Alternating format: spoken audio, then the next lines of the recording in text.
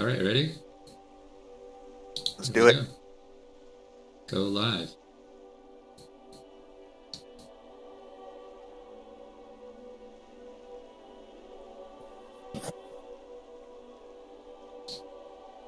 All right, well, I think we might be live.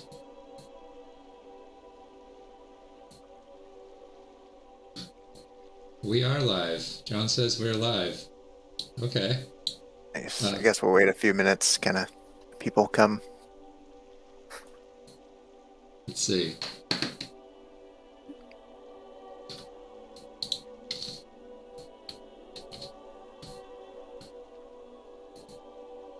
Hello.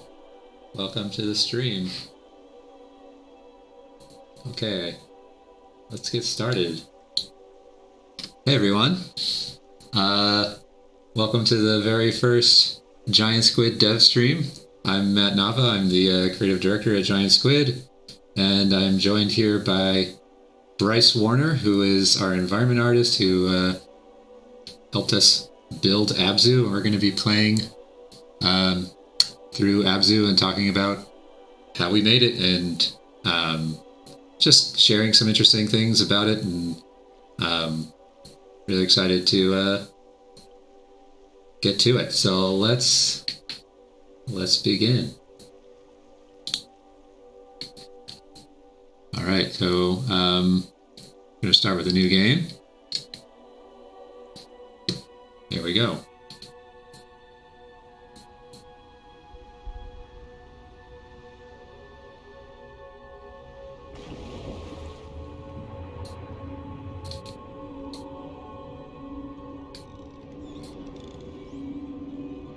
So the game starts with us diving deep into the ocean. We pass all these fish, go deeper and deeper. One of the big things that we had to do for this game was make custom technology to render all those fish. That was a huge task for us in this project. We'll talk more about that, I'm sure.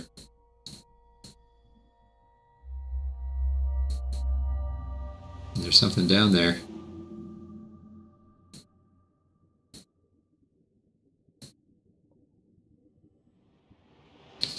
And here's the diver.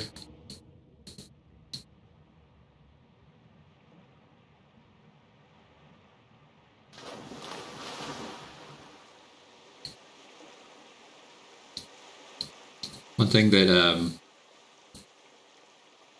is pretty neat about this game, this is pretty different than most underwater games. Actually, there's many things that are very different from most underwater games. The music starts when you go underwater. The sound is more clear underwater, and the sound is less clear above water. And I haven't played it in a while. I was gonna point out when you first start the game, there's just nothing on the horizon basically, and we did that intentionally so you wouldn't see a little mountain in the distance, so you wouldn't want to swim there from the surface, because we wanted to keep you down inside of the ocean basically. We didn't want you to pop up and be oh, I want to go there, and just ignore everything below you. So we tried to keep everything below the water line. Exactly. We wanted you to want to go deeper and deeper. So there's that contrast. Here we can see the fish tech, the thousands of fish that are rendering. This is actually something that when we were making the game, we had never really seen a game do before.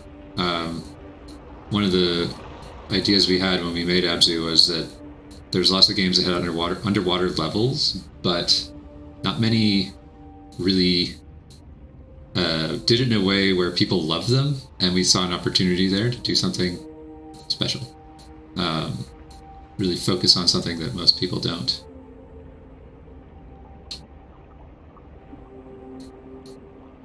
And here's the first big fish that you can ride. Whee! The grouper. This is one of the first fish that I made for the game, actually. And then Bryce made it way better with a better texture and all that.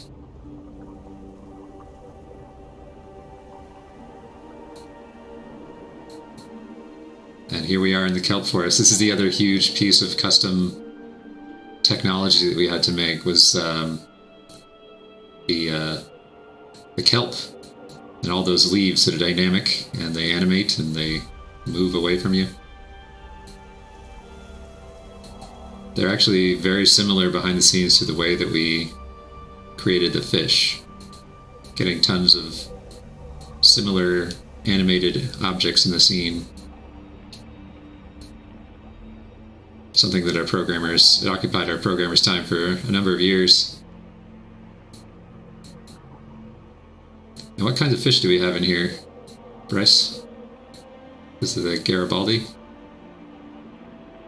Real quick, can everyone hear me okay? Because I think... I heard you. I couldn't hear you for a second there. You're back. Okay, perfect. So we have mainly a lot of fish from like California, like kelp forest, basically, with like the sheep heads and things like that. But we also kind of chose some fish that are like kind of in like a similar environment, but we kind of chose them based on like their colors. So we have like these like cool yellow tag in here to kind of like go along with like the red, so it like pops nicely against the green backgrounds. And we also chose like different shapes of fish. Like I think we have like a cool like long trumpet fish or something in here, just to kind of give more variety of like their silhouettes and things like that. Yeah, we had we decided to create fish that both reflected the kind of environments that you see in the game, but also we needed to make it work visually, so it was a balance there. Question from the stream: can you elaborate on the systems for kelp and flocking? Are those compute shaders CPU based? They're all compute shaders. Yes, we can talk more about that. Didn't know how technical we want to get.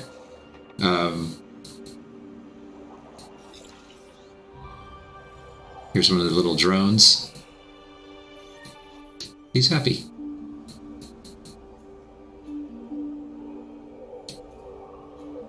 Yeah, so the this game, we made it with Unreal Engine 4, back when Unreal Engine 4 was pretty new.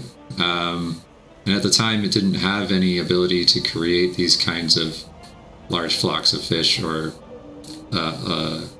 large amounts of leaves that are animating like this. The kind of standard way that people make these things is with a skeletal mesh, which is a standard 3D rigging animation pipeline, but it's actually pretty expensive. Oh, that guy's hungry. We actually make it so that when you ride a fish, they get hungrier, so that there's a more chance that you'll see them eating little guys. That was a fun feature we squeezed in at the last second. But yeah, if we did these fish with skeletal animations, we would only be able to get maybe 50 fish on screen, maybe if that. And we needed to get these huge shoals, because actually a big inspiration for this game was actually going scuba diving. Here in California, there are these large kelp forests, the giant kelp forests. And I went scuba diving in them when I was in high school, and actually the lead engineer on ABZû, Brian Balamut, and I went scuba diving again before we started working on this game. And the thing that impressed us was just how much stuff there is. There's just so many fish. And that was something we didn't see in the video games. So that was really important to us to get those numbers. And so all of the fish had to be done a different way. They had to be done without skeletal animation. Instead, they had to be animated with vertex animation, which is where you use sine waves and kind of mathematical functions to distort the mesh directly. And we figured out how to do all that. And that let us go from having maybe 100 fish, 50 fish, to 10,000 fish. So that was a good day.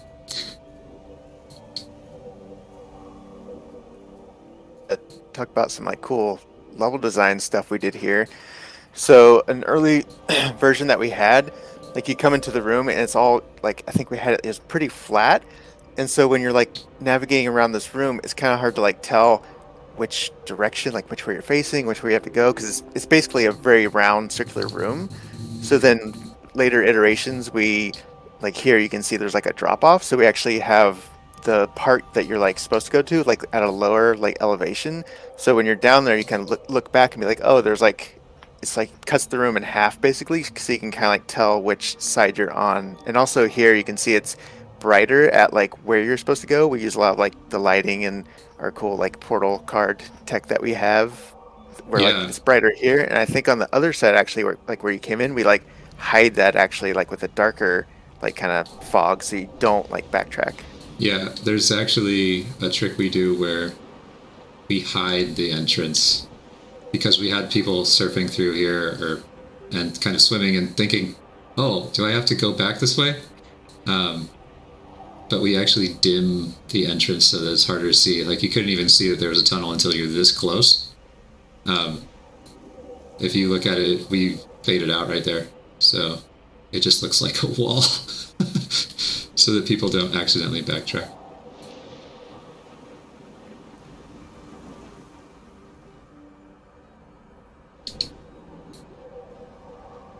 Let me get this one. The leopard shark. These guys are cool.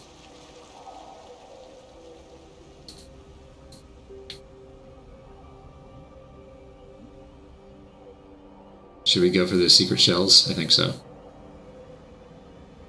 Little creatures hiding around there too. I think there's a lobster in that little rock somewhere around here. Oh wait, the shell's Yeah. gone. Well, did I already collected it? Did I not reset? Oh, we Might already have this yeah. shell. Whoops.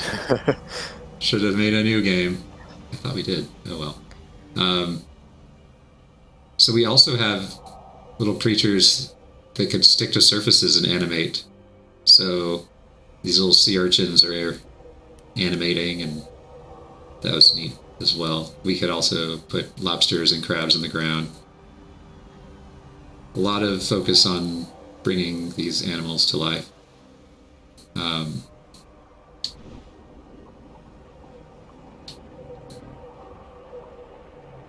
And you can actually get, you only need one of these drones to go to the next area, but there's 3 in this area because we wanted to make sure that no matter which way you went, you would find a drone.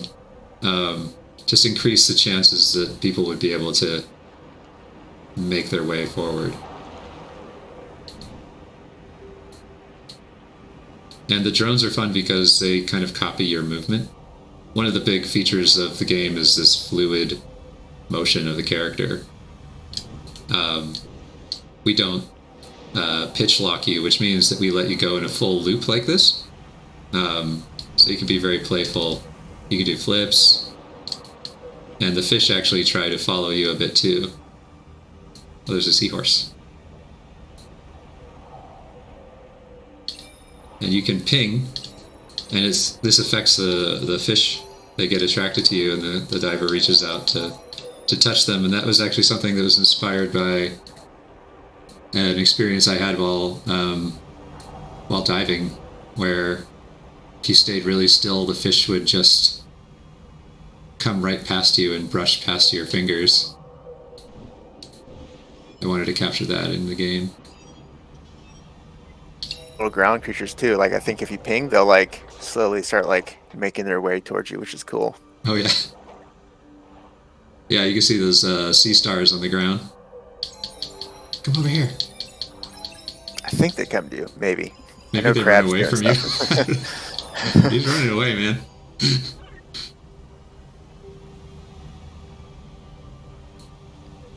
Oh, there's a lobster. Oh! He went under the rock. Oh, that's cool. I forgot we had that. Yeah, there's another one. Yeah, right there. Oh yeah, there he is. Ah!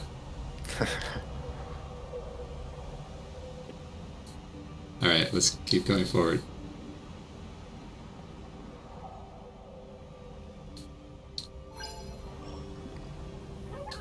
So here we have the drone cut a path for you through some coral.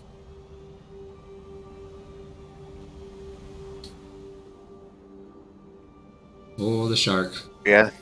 Yeah, so it's a fun little area because I made like the cave look like a shark mouth kind of with like the spikes. So it's kind of like theming Yeah, it with the shark. a little bit of spookiness. The colors get cooler, and there are these kind of spiky shapes we just slowly start to introduce to make things a little more spooky. You can't see as far. Really cool backlit effects here. Wow, that's bright. And then over here we have some eels free swimming. There was one day when we like scaled the eel up to like 100 meters long by accident or something, and it was awesome. It was like this gigantic monster. The size of like the sandworms in Dune or something. It was Yeah, like it was nuts. huge. Oh, so these little fish with the stripe on their side, they're really cool. These are cleaner fish. They're a type of wrasse, and that marking is a common marking on fish that will clean other larger fish. I think they'll go into the mouth of a shark and eat little things off of their teeth or clean their scales. And the bigger fish know not to just eat them because they have this symbiotic relationship with these smaller fish to keep themselves clean.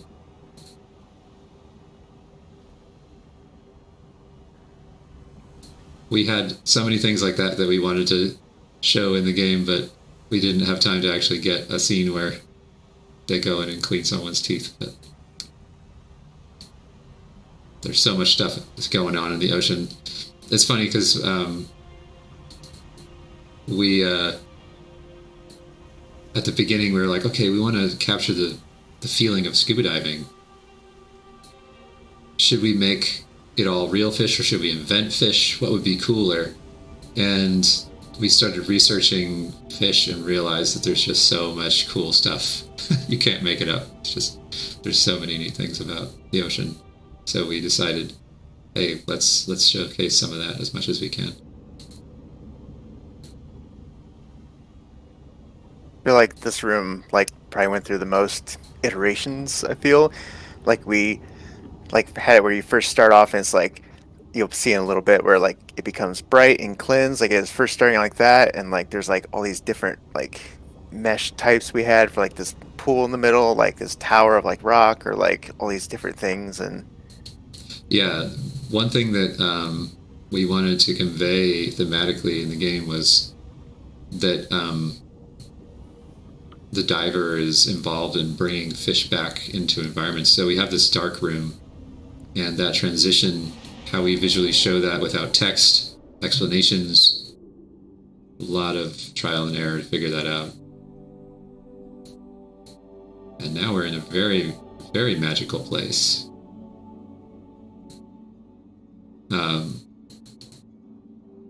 Game gets very surreal at moments here.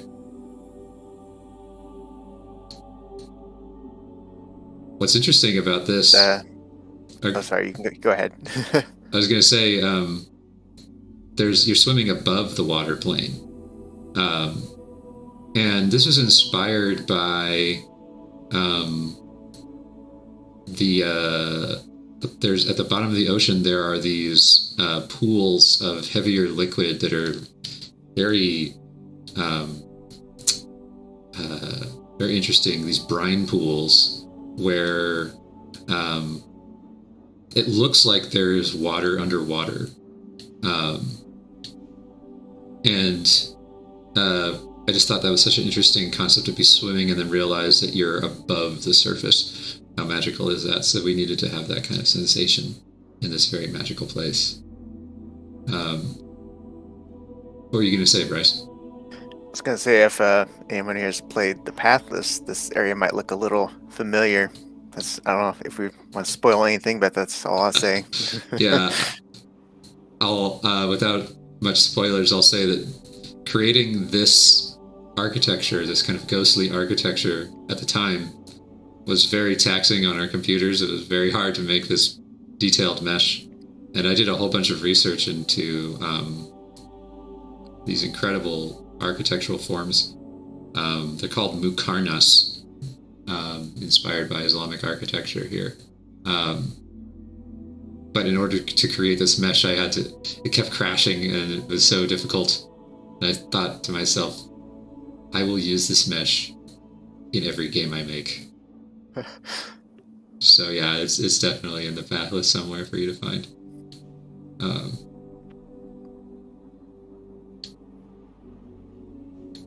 This is also an interesting bit of history in the game. This tech that we have that allows us to automatically push you back up here, so you can't just swim forever downward, was something that we prototyped early in the game because we thought that there were going to be a lot of barriers in the game that worked that way. But that's something that we cut because we actually changed the kind of design of the game to be more linear and less of an open world, which is what we attempted at first.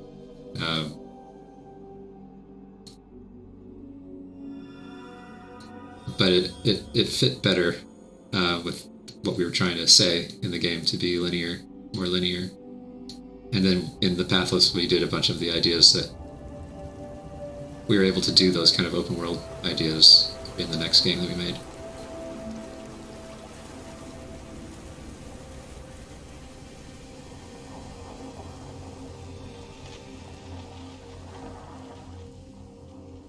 Well, someone on the stream said that they were so excited regarding what we were talking about in the Pathless.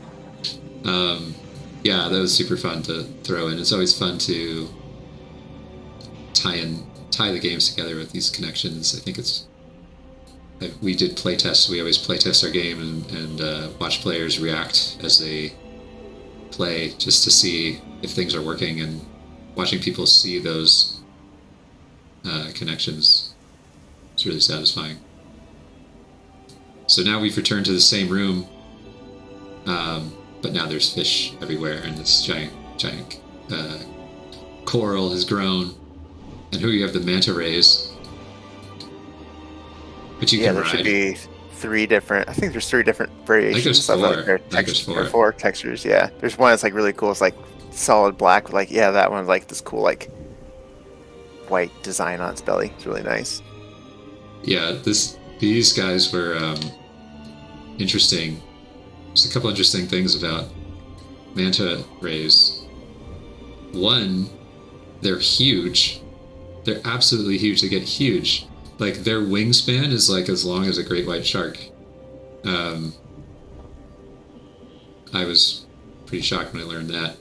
And the other thing that was funny about making these, each one had its own unique markings, which meant that they each had to have a big texture that we store in memory. And those textures were some of the biggest ones that we had in the game.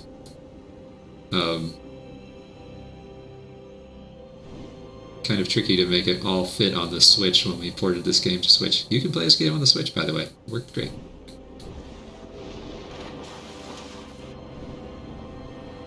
And would just be like a gradient, like this like 1 pixel by like maybe like 16 pixels even at the smallest, like this very small little texture. And there's the way we like kind of UV like unwrapped like the model to like map to those like certain textures. We can just make a whole like just textures out of just that small pixels. But then there's some that need like, you know, the big old 2048 pixels or 4096 or whatever for like, so huge, it's very big contrast. Huge textures for us, exactly, because you need to have the actual detail on there that you can only get that way.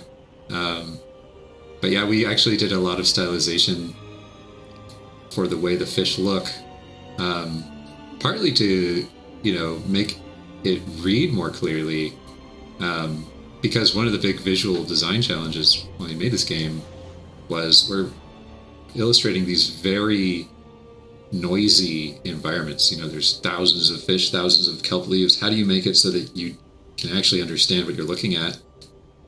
And the answer was to simplify the fish, streamline them, make them very graphic. And that played into the style. We're going to do some meditating here. This is an interesting feature of the game. We did all this work to make these fish really interesting. They chase each other, they can avoid walls, they can do all kinds of things, they have little animations. And we realized that when you're just swimming around, you never really see them super up close. So we created this mode that we called meditation mode, that lets you look at the fish closer up. You can kind of just observe what they do. And this became a really cool and popular part of the game that really fit with the theme of what we were trying to do.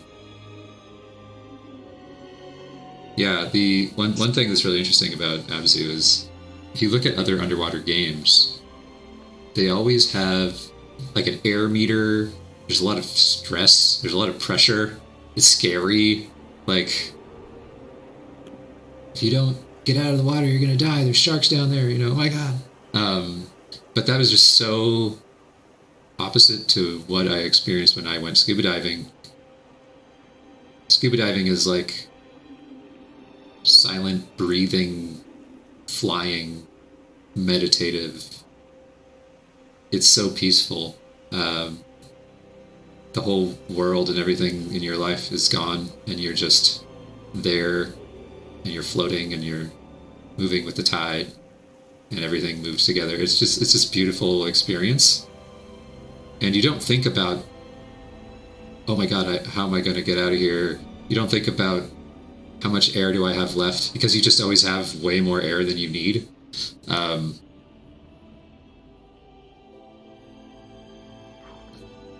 And so I wanted to make the game feel that way, meditative, peaceful.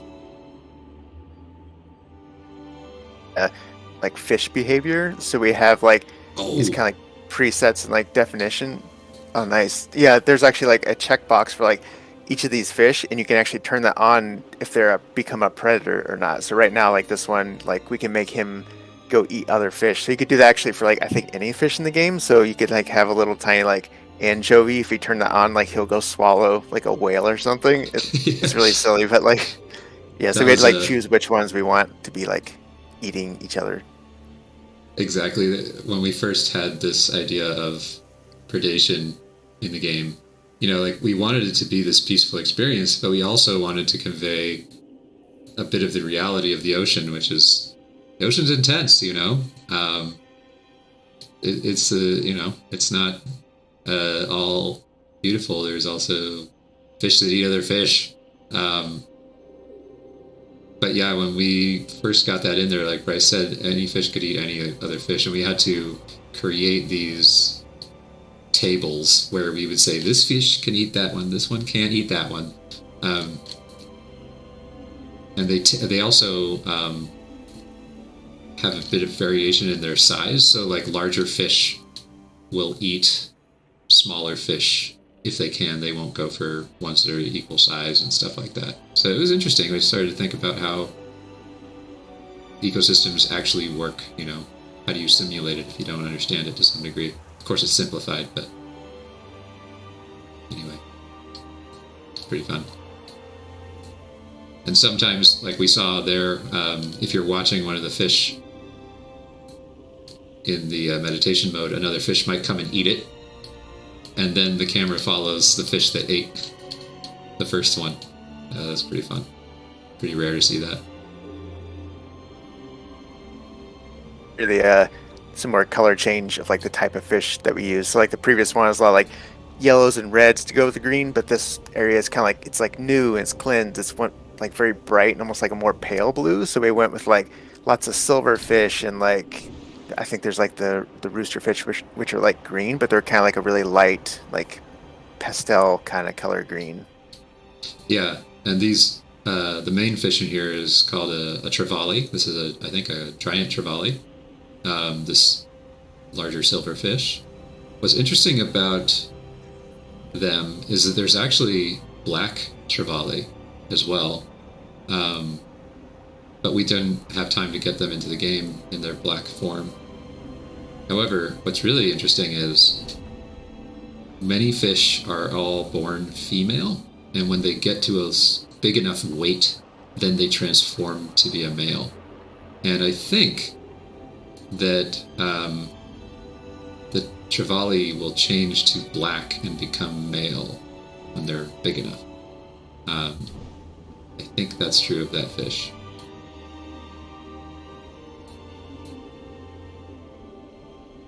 So here we are in the cave with jellyfish, some glyphs.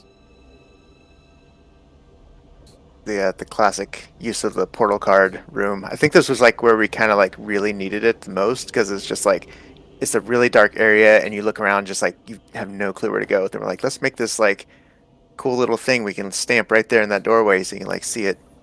Yeah, that hallway is brighter colored because we place a special object there that looks like it's foggy, that we call portal cards. And they're super helpful for kind of fine-tuning the atmospherics of the space, and really important to make it so that players can actually see tunnels and things, places to go. So this, let's see. Oh, another really cool thing about this, in this room, the diver automatically turns on these headlights, and we get these spotlights on the drones as well, so you get these light effects. But in early versions, you could turn the light on anytime, I think. But now we make it so that it automatically turns on where it makes sense, which is better. And this thing tells you how many secret shells you've collected. Looks like we've got 2 in the kelp forest level. Do you remember where the third one is, Bryce? The next area when you go down to the chasm. I think so.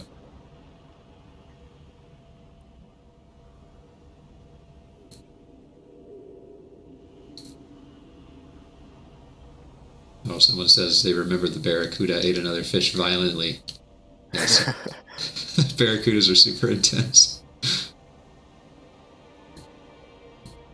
The game we have like this little Easter egg from like Finding Nemo, basically. So we have like little clownfish and the was it the powder blue tang or whatever Dory was, whatever. And like as a joke, we're like, oh, should we put like the barracuda in there with them or something? We're like, no, that's just too bad of a.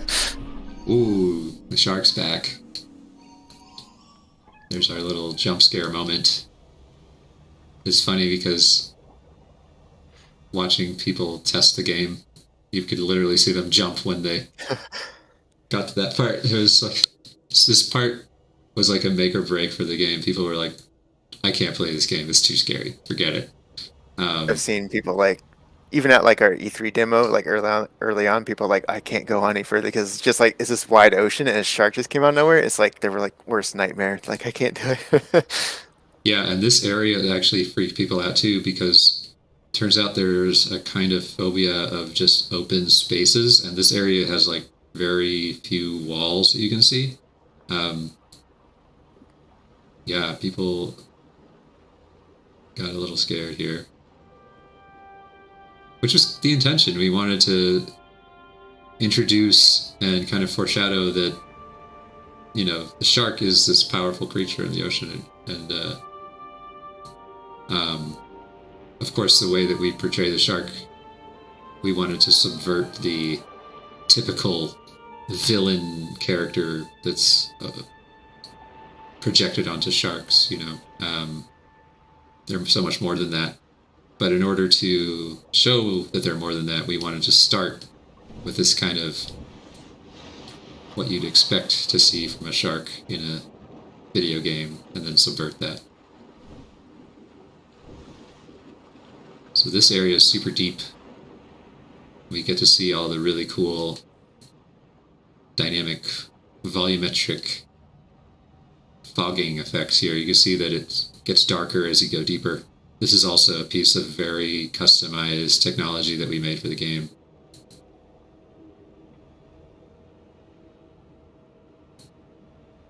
The spots, because some people like they never even like even now we'll post like a picture of like the basking shark. Like, where's that at in the game? Like they have like no clue. It's like, oh yeah, there's like a couple of like these really deep like hidden secret areas. Yeah. Here's the leatherback sea turtle. These are the largest kind of sea turtles that exist, and they're different than other turtles. Their shell is a different kind of construction. Bryce made all these guys. He did a great job. Goodness, it was like over 120 something, 130, I want to say, like species altogether. Like we like really cranked them out. Yeah. I remember, Bryce, when you first joined the team, we were looking for an environment artist. It was near the start of ABZÜ, and in like the first week, you were like, "Hey, I modeled like all these fish. I modeled the whale," and I was like, "Whoa, whoa, whoa! Slow down, man. Let me give you some direction first." It was just like super fun to make because like I love like animal stuff, and like it was like my dream was just start making like animal meshes and things. And plus the way we kind of like would like implement them is like really easy to kind of just like add them to the game. Just like I made 12 more fish, and they're just you put them in their little man. Yeah. thing, and they start swimming automatically. This was another level design trick we did. Turns out, if you make a hole in a rock, people will definitely want to swim through it. So we did that to kind of lead the player forward across the chasm, because it was kind of spooky to go out and over this big open space. So we just had this thing that wanted to lead you forward. Wow. This is the end of the first level here. Big, scary triangle door.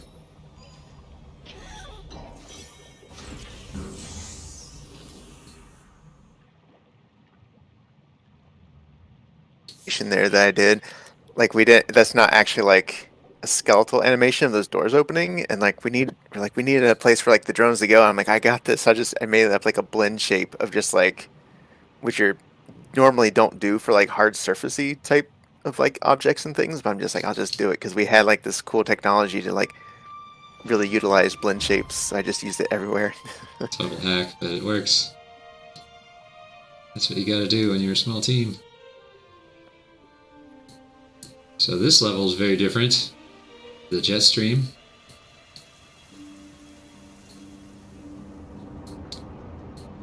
In this level you move automatically forward, and there's clusters of fish for you to try and hit here and give you a little boost. What's really cool about this level is how the music, which is written by Austin Wintory, who's a fantastic friend of the studio and genius composer, who I worked with on Journey before we made ABZÜ. Austin did the music for that game as well, and he did the music for the Pathless. We've worked together a lot. He wrote this music that was timed with the experience. So right here, right when the dolphins come, you get the flutes going every time. It had a lot of technology just designed to make it so that the music lined up with the events of this kind of roller coaster ride you go on.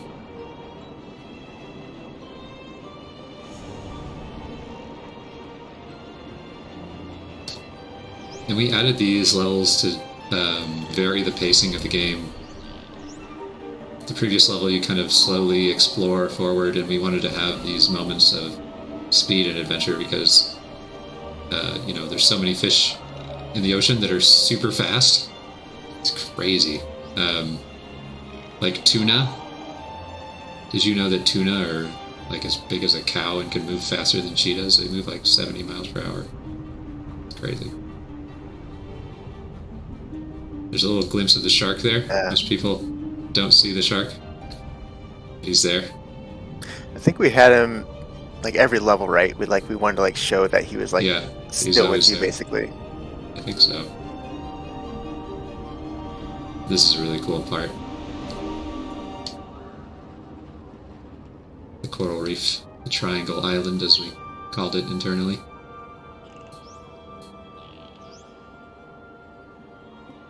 This is the area with dolphins. And these are called common dolphins. They have these cool patterns on their sides.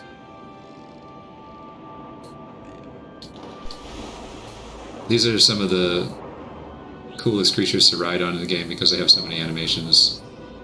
They can do barrel rolls, flips, front flips, back flips, and they flock with you and jump out of the water together and try and do tricks when you do tricks.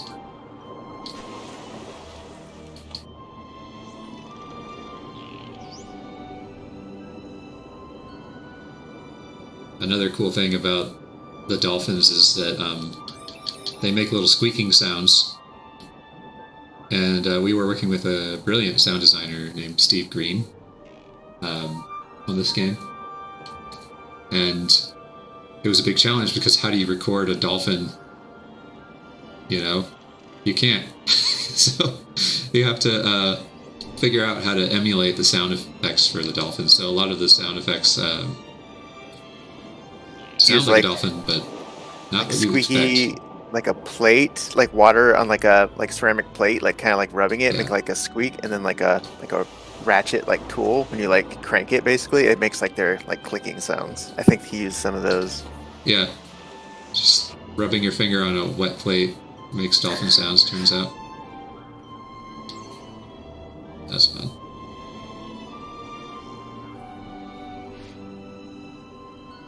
Oh, this is the eel garden.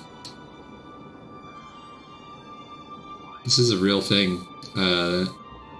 There's these little tiny eels that poke out of the sand and just keep their mouths open and wait for little stuff in the water to drift by that they can eat. And you can see these at aquariums sometimes. They are really interesting. And if a fish comes by, they'll hide under the ground. So we got this tech in to do that. And if you do a ping, they all go down. And actually, we put this this little object that you have to ping at surrounded by them, so that the players would discover that kind of a secret tutorial. When you ping at this, it also teaches you that you can ping at these. That's a little game design trick. I think we reuse that a lot of places. Like, I think there's like clams or like oyster type things in like the deep ocean where like they would do the same thing. And there's like, I think also like the tube worms. So we like really got some good mileage out of that like cool little feature. I think these things too might use the same thing. It's the same technology. We also did it with ribbon eels over here. Ribbon eels, here again, the meditation point, you have to ping at it. But that also activates these guys. Ribbon eels are really interesting. If you guys have ever seen a video of a ribbon eel, you know that when they swim, they make these incredible wave shapes. We couldn't figure out how to animate it in time, so we made them stick out of the ground because we just needed to have them in the game. Yeah, anything that like we couldn't quite do, I'm like, I'll find a way. I'll put it in the game and Yeah. And then these are the fan tube worms, I think.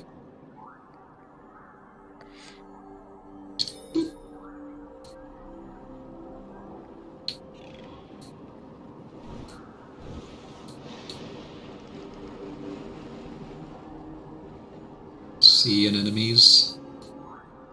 I said it right. That's good. Let's see. Isn't this pufferfish? Yeah. very rare. And I don't know if they're extinct yet, but the vaquitas are over in the far end.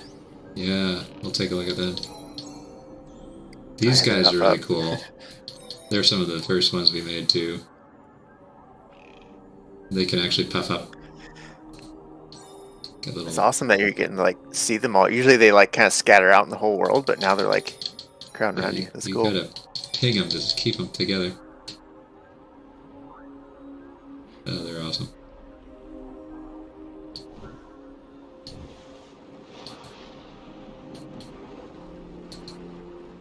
Oh, secret seashell.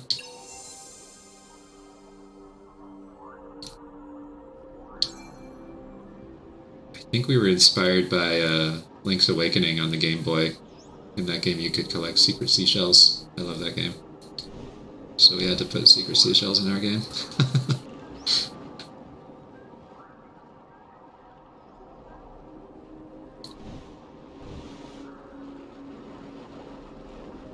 Where are the vaquitas, Bryce? I forgot. They're on top of that cave, right in front of you.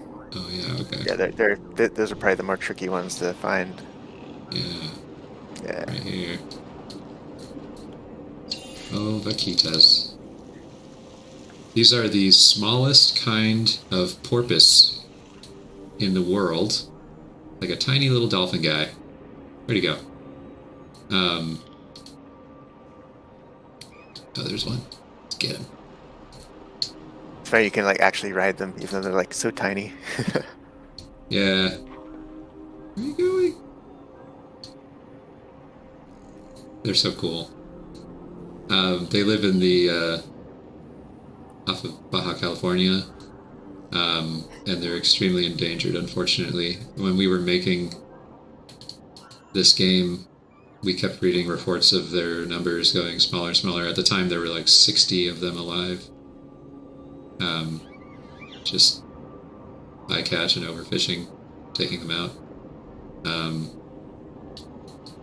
We kept talking about how some of these fish that we added to the game, by the time we shipped it, they wouldn't exist anymore. The very last place you'd see a vaquita is ABZû. I hope they're still around.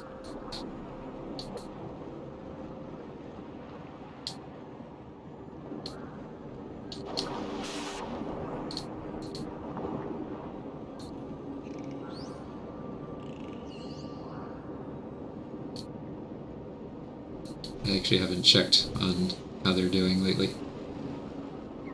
Oh, this guy's awesome, the humphead wrasse.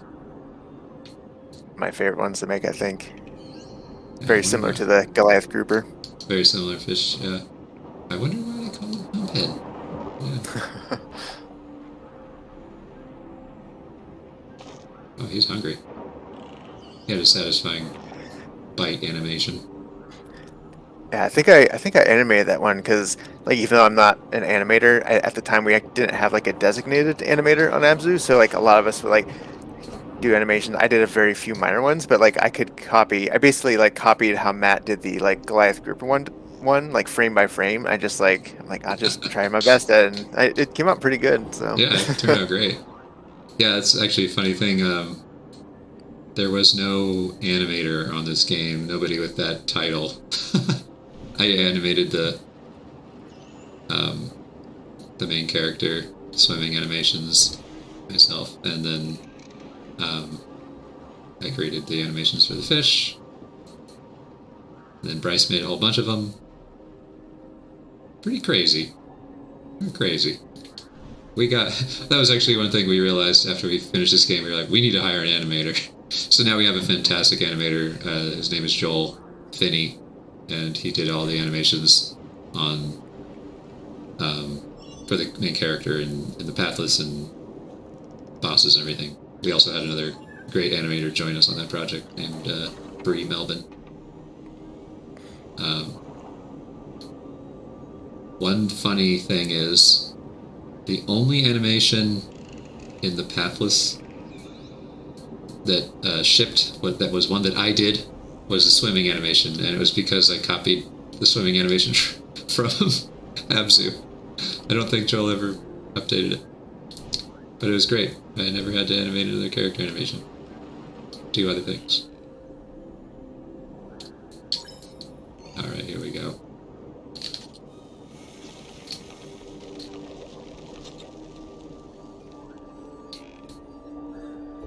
So here we can see those tuna. Not many people realize what tuna look like. They're really big. They're awesome. These are bluefin tuna. An endangered species. You should be aware of that next time you eat sushi.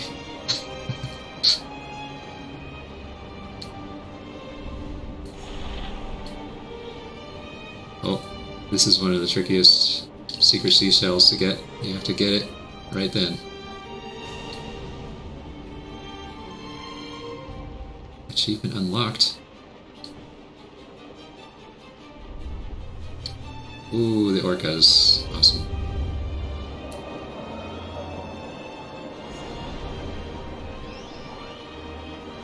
Nice, cool color change happening there. This nice, what is it called, crescendo moment, whatever when you kind of come out of this. Yeah, we have a big portal card right there that makes it kind of flash white when you enter this space. This is actually one of the last spaces I built for the game. Threw this together. The big culmination of the jet stream. I don't know if we fixed it, but there was an early part where like there's a hole in like this next area that you can actually go into, and lots of people found that you could swim through that and then back through all that area that's like we don't want you to initially like see. They're like, oh, look, all this area. It's like, it's actually pretty cool, like just seeing you like swim through all that. Gamers find a way, man.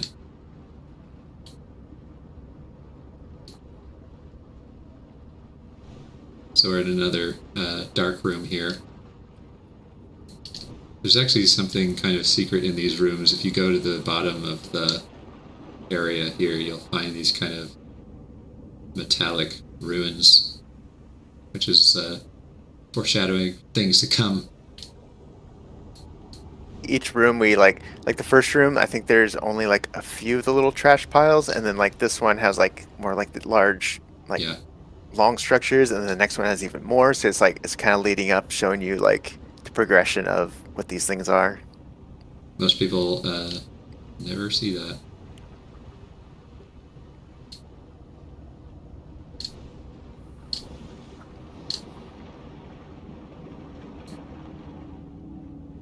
Here we go.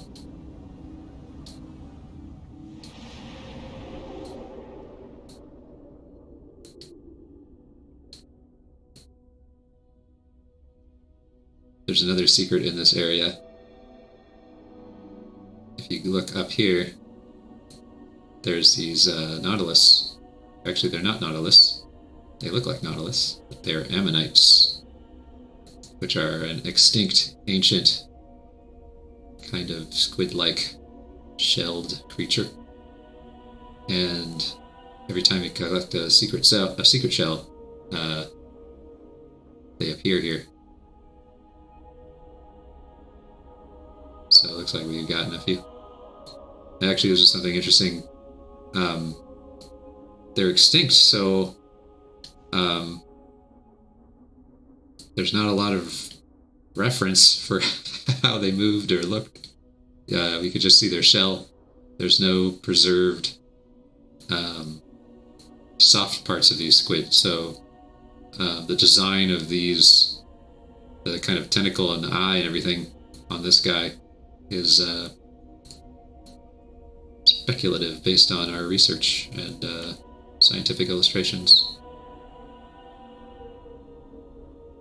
Like in the later level with all the prehistoric things in the cavern, it's fun to kind of like decide how certain ones would like move or how they live, because we have like the other type of like ammonite where they have the long kind of like, I think they're called something else, but they have like the long like trumpet shell. It's like they would seem like they would seem like they're awkward to like swims, or like would they like, we had them on the ground, so maybe they were like more of like a ground dwelling type of creature rather than swimming. Yeah, that is definitely a controversial choice on our part. And at the time we were researching it, it was a topic of debate. How do they float? Do they swim? Which ones? How do these shapes of these shells work? Anyway, we decided to do it that way.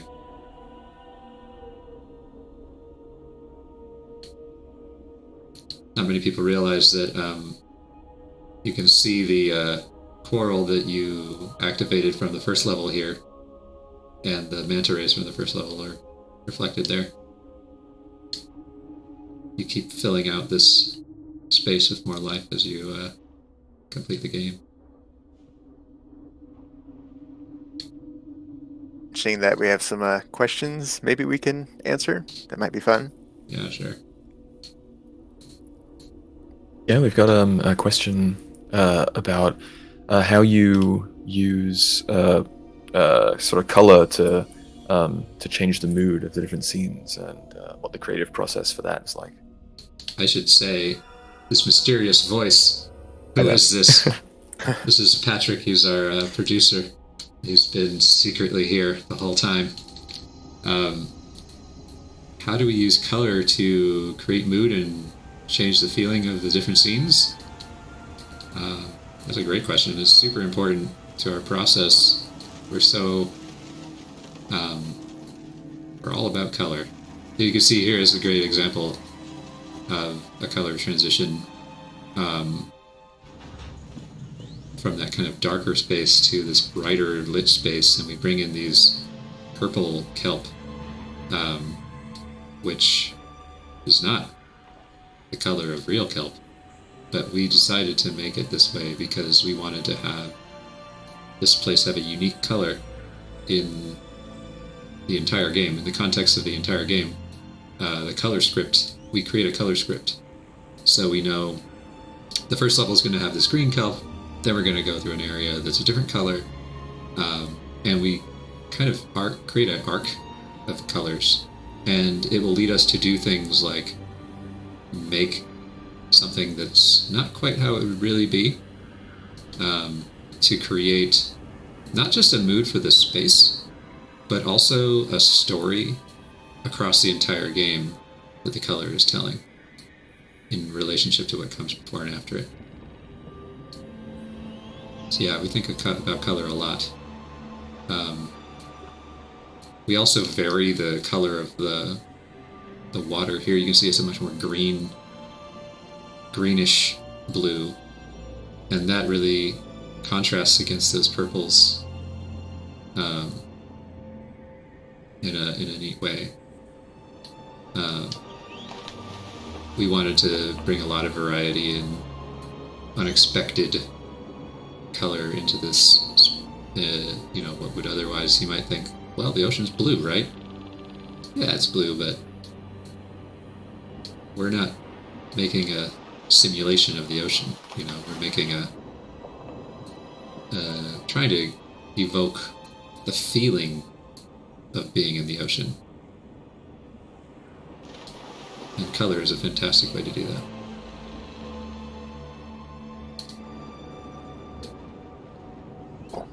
Baby orca over there. That's actually it's not just like a duplicate. It's not just a shrunken down model. It's actually like specially modeled to make it look more like baby-like. So he has kind of like a shorter like nose and kind of a little fatter head a little bit.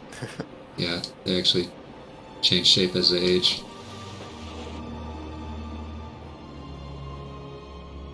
Their dorsal fin, the one on the back, gets super, super tall, especially on I think the males.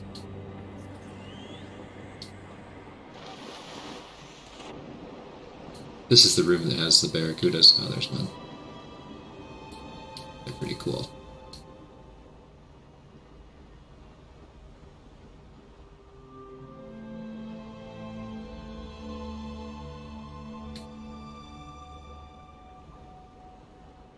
Got another question.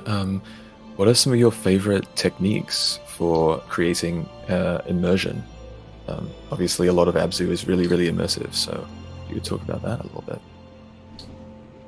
Oh man, great question. Yeah, our games, we really think about it in terms of atmosphere. And what does that mean? It's not just the color of the space or how you move through the space, but it's also the feeling of the space. The music contributes, the fog contributes, and the animation.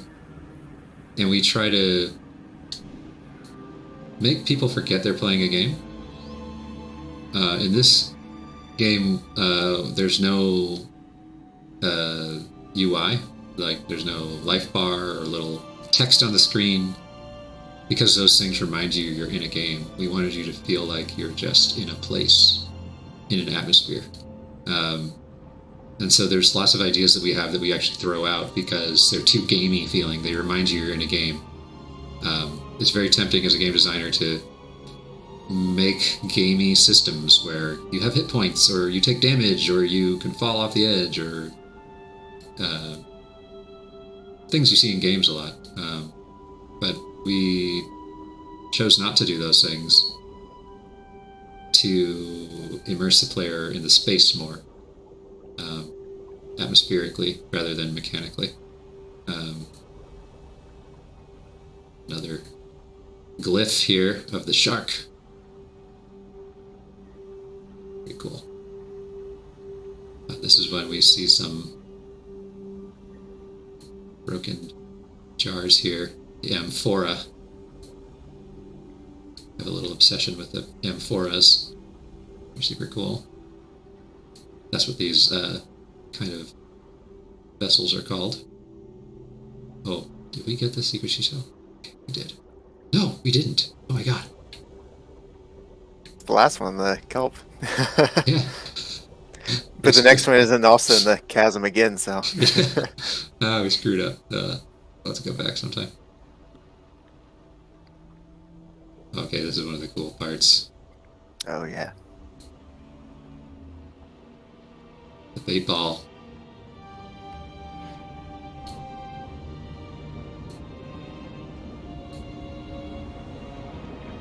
This is a very special case bit of code running to make them act this way.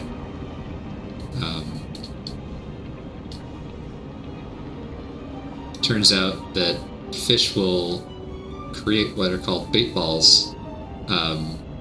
When you're a fish in a shoal and there's predators trying to eat you, like these swordfish and sharks, there's nowhere to hide in the ocean except behind another fish.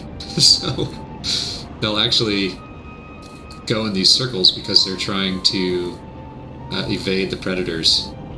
And the predators know to push them towards the surface of the ocean, because then they're kind of cornered. And what happens is birds will come diving into the water to catch the fish if they go too close to the surface. So they don't go all the way up, and that's why we have the bait ball a little lower than the surface.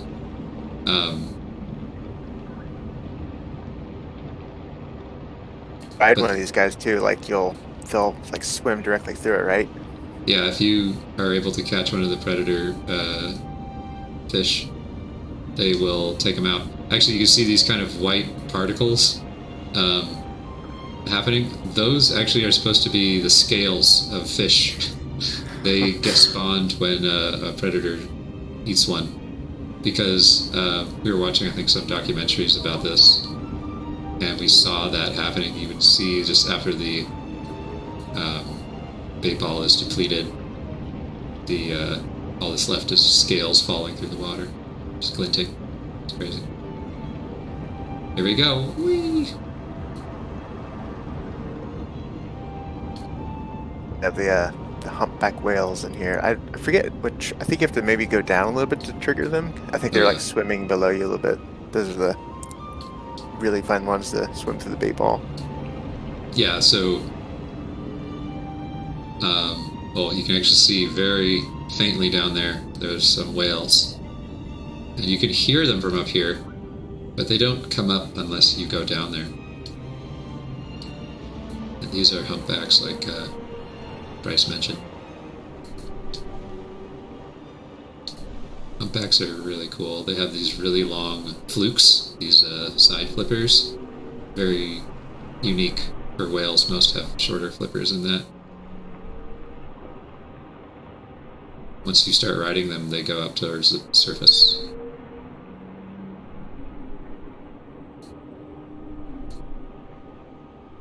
You can actually ride these creatures at different points on their body. We have like different places where you can grab on for the larger creatures.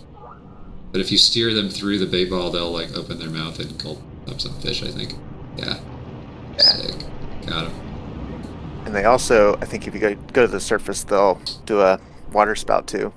They have like so many cool features. Let's see. Can you do that? Let's see. You can get them to do a spins. It's fun. And boost. Every creature you ride, you can do a boost and a spin kind of move. I think they try to like avoid the surface because there were problems where they could just like swim into the sky for a long time. We were like, can we just not do that, please? Stay underwater, please. He's fighting me, Bryce. I can't get him up there. Or maybe it's the blue whale. I know there's one whale. I think it's the blue whales later, yeah. These guys don't want it. They're just holding their breath, man. But there is a secret thing on the surface. I forgot about that. Yeah, this is pretty silly. There's a couple silly things in this game. So here are the birds that we have represented. You know, I think they're seagulls. We didn't actually get time to have them dive in and attack the bait ball, but they're right above it. In fact, fishermen will look for flocks of birds above the water to see where fish are below the surface. Because the birds know. There's something over there. There it is. Were there any interesting glitches when we were developing the game? Oh my goodness. Endless. So many fun ones. So many. Hey, there's the little guy. The rubber ducky. Yep. He makes sounds. Yeah, we all like Steve, our sound designer, had it. He's like, come into the sound room real quick. I want to record something. We're like, okay. He's like, we're doing the duck thing. Everyone do like their own quack. So like we all stood there and like did our own like quack, and he had it like cycle through everyone's voice. So silly. Wow. All right.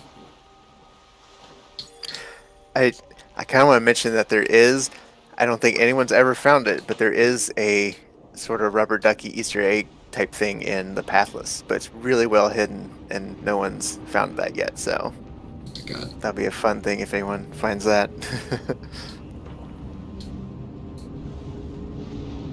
Oceanic white tip. These sharks live in the pelagic zone of the ocean, meaning the kind of big open areas with not close to land.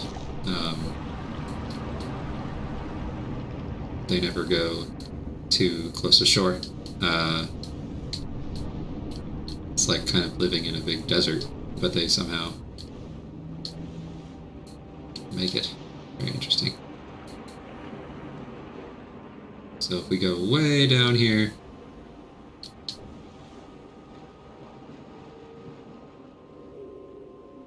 lights turn on automatically. And actually what's cool down here is when you ping, we make the pings do these big radar sonar things. So you can kind of see the shape of stuff in the distance. Find some ruins. Gotta find that seashell. It should be down here. It's like on a little rock or something. And also oh, there it is, yeah. Yeah, there it is. Yeah, it's so funny that the basking shark is like this massive creature, but it's like, it's really good at avoiding you somehow. It's like you never quite see it. Here's our ping. It's probably like on the other side. Oh, there he is. Okay. Basking sharks. Super cool. Oh, we should get this. Yeah, the thresher sharks. The thresher sharks. These things in keeping with theme of kind of bringing life back to spaces, they, as you've seen, release a new kind of species into the environment. And the thresher sharks are really cool. They have this really long upper tail lobe.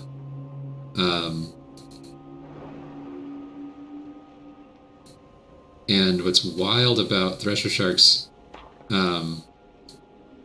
they'll use that thing like a whip, and kind of like a scorpion, they'll sting a fish by slapping it with this long tail and stun the fish so that they can eat them. I think orcas do a similar thing with their tail. When they attack a bait ball, they'll slap it with their tail and stun fish. It's wild. Let's get that guy.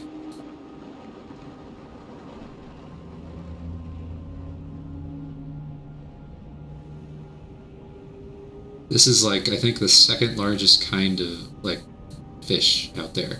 The biggest one obviously being the whale shark.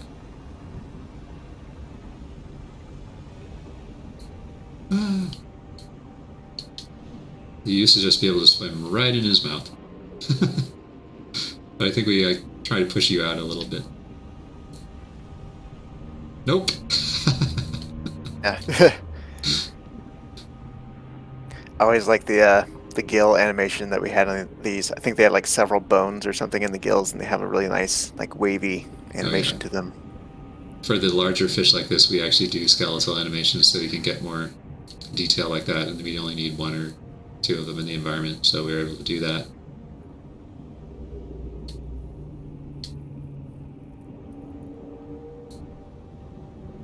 These guys are so cool. They're filter feeders. They don't have any teeth, or if they do, I don't think they're very big. But they just swim forward and kind of like a sieve, they just eat little plankton in the water and filter it out through their gills out the back, push the water out and keep the krill. Pretty cool. I have another question for you guys. Yeah. So they want to know, how much creative license did you take with the designs of the different creatures, especially ones that are extinct? Bryce, you want to talk about that? So yeah, so most of these fish, there's like established what they look like and everything, but we would like, I think I did like a blog post about it once with the like eagle ray, like from the side view, like in real life they're kind of really organic, like you see like maybe the eye or like all the little like bumps and things, but like again, to make them like read well from like far away, we want like in the stylized silhouettes, we would like really streamline it. So like from the side of like the eagle ray, it look kind of like a football almost. It's like really like pointy and like graphic looking. And then like for like the prehistoric creatures and things, we would just like kind of go about it like I guess how actual people would be like oh, how are these things actually in real life? Like we'd look at like the markings on them. I think we have a Lasmosaurus. It's like it has like the like white patch, or like it'd be like kind of like a orca whale maybe. Like maybe they had like the colorations, like how they'd like adapt to the environment and things like that. So we kind of like took that approach for some of the things and whatnot. Yeah, I was reading a lot of scientific papers about these extinct creatures, trying to see what the latest information was about their coloration, and we actually found stuff about ichthyosaurs, which are these kind of dolphin-looking creatures that were actually reptiles, not fish, where they had these huge eyes, and they knew that they dove really deep to eat squid, and they live a pretty similar lifestyle to sperm whales, and so the theory was that they would be colored the same way. Sperm whales have a kind of even dark gray color because that helps them be stealthy in the super deep water where they hunt giant squid. And since the ichthyosaurus had the adaptation of this really long mouthful of teeth, which is kind of similar shape to the teeth of a sperm whale, both adapted for eating squid. Uh, uh, that was the best guess of the scientific community at the time, so that's how we did it. We colored them like a sperm whale. A lot of fun. I think just all during the development, we just like find cool like articles about things. We're always like reading. We'd be like sharing it. Like, oh, look at this. Like as we're making it, like we'd see like new kind of discovery things. Like, oh, they like actually look like this now. And it's like, oh, that's cool. Like let's try to like adapt it to that or something. And it was a really fun learning experience. I think for me at least. We learned so much about fish. Anyway, I think we're kind of at the end of this level here. It might be a good time to start wrapping it up. We can probably continue the game in another stream at some point. This has been pretty fun. So, I think we can call it there. Thanks everybody for joining our stream. Hopefully it worked okay, and we will get to more of your questions in the next one. Yeah, so thanks so much, everybody. See you next time. All right, I'm gonna call it. Thanks, Bryce. See you guys.